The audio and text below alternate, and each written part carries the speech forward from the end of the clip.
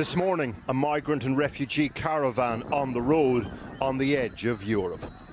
Hundreds of people in Belarus make their way to the border with Poland. Their ultimate destination, German!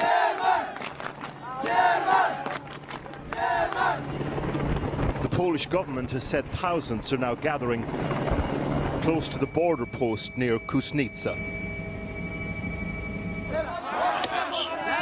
A few hours later, with tensions mounting, migrants start collapsing small trees onto the fence.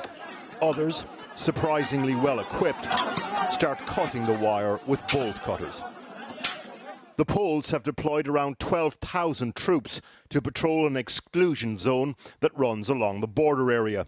Lithuania, to the north, has proposed a state of emergency and is also deploying extra soldiers to its border with Belarus. This is hybrid information warfare, the culmination of a Belarusian policy to weaponize migrant misery, to punish neighbouring countries supporting sanctions against the regime.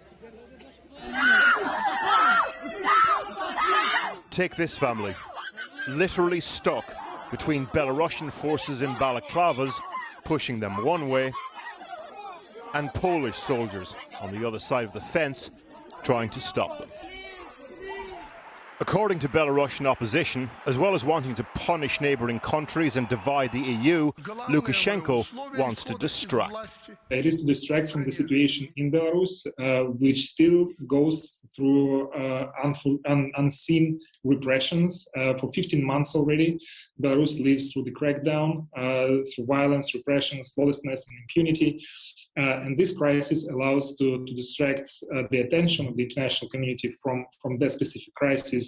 And this is how Lukashenko is doing it. We got an invitation like tourism for 7 days. We recently spoke to a Yemeni refugee who'd made the journey through Belarus. He explained that as well as the regime facilitating tourist visas, Belarusian border guards escorted his group to an opening in the fence in the dead of night. They lead us to another way. And they told us, make sure you don't come back. Poland is in something of a bind here.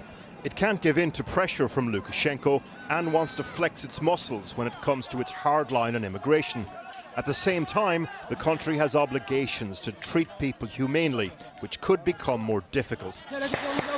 Tonight, for example, reports of gunshots on the Belarusian side.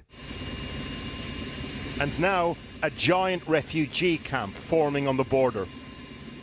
In the last few months, 9 people have died in these forests, mainly from hypothermia. The only thing more unforgiving